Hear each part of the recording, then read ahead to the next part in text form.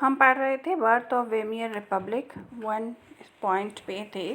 तो इसमें हम पढ़ रहे थे कि नाजिज्म जो सिस्टम है वो किस तरीके से आया और हिटलर का क्या रोल था। जो बर्थ ऑफ वेमियर रिपब्लिक की शुरुआत हुई थी जब Germany was a powerful empire in the early years of 20th century में पावरफुल एम्पायर था। उसने फर्स्ट वर्ल्ड वॉर फाइट की थी 1914 से 18 तक, जिसमें वो ऑस्ट्रेलियन एम्पायर के साथ था और वो लड़ा था अलायंस के साथ यानी इंग्लैंड, फ्रांस एंड रशिया के against.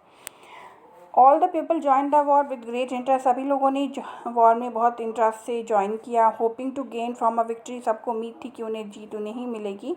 After some time they felt that the war would stretch on. कुछ समय बाद उन्हें ऐसा लगा कि जो वॉर है वो बहुत लंबी खिंच गई है। Eventually draining all the resources of Europe. अब वॉर होगी तो ऑब्वियसली उनके जो रिसोर्सेज थे यूरोप के वो भी ड्रेनिंग का मतलब है खर्च होने लगे। Germany made initial gains by occupying France and Belgium. Germany ने जो फ्रांस और बेल्जियम के कई पार्ट्स को गेन कर लिया। However the alliance won as they were strengthened by the US entry in 1970। यद्यपि जो अलायंस है वो जीत गए क्योंकि यूएस की एंट्री हो गई 1917 में।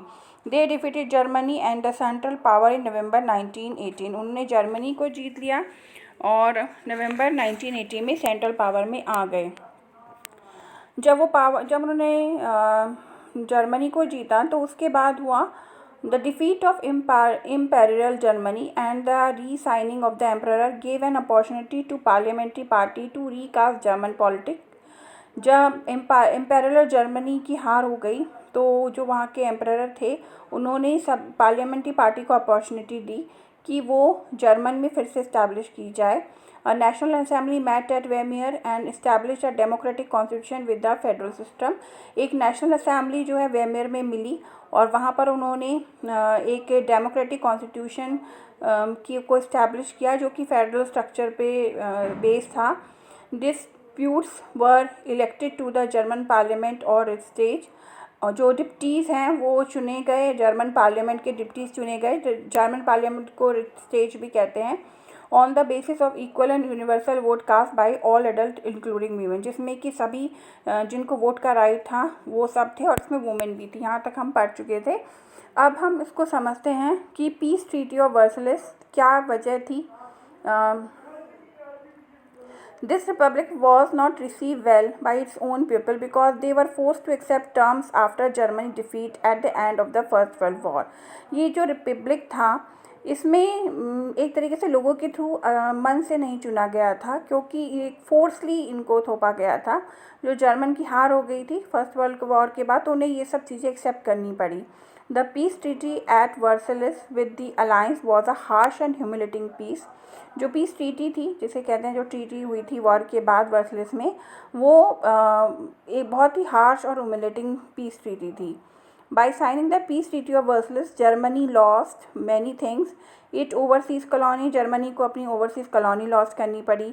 1/10 ऑफ इट्स पॉपुलेशन उसकी मतलब एक तरीके से रिड्यूस हो गई।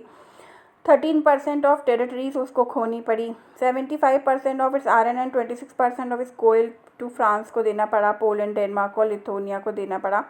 6 billion as compensation for war. 6 billion उसे वॉर कंपेंशन देना पड़ा। तो मतलब इतना ज़्यादा उसको नुकसान हुआ। The allied army the war guilt clause held Germany responsible for the war and damage the allied countries suffered. War guilt के क्लॉज के तहत जर्मनी को रिस्पॉन्सिबल ठहराया गया और उसको अलाइड कंट्री का जितना भी डैमेज हुआ था उसका सफ़र देना पड़ा। Resources rich Rhineland to allied control. जो मेन रिसोर्स था उसका रेनलैंड में वो भी अलाइड के कंट्रोल में आ गया।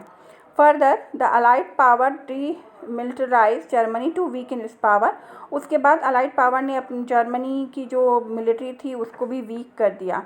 Many Germans held the new Weimar Republic responsible for not only the defeat in the war but the disgrace at Versailles। बहुत सारे जर्मन्स ये मानते थे कि जो वेमियर रिपब्लिक है वो ना केवल रिस्पॉन्सिबल है जर्मनी की हार के लिए बल्कि डिस्ग्रेस और जो वर्सलेस में जो संधि हुई और जो उनको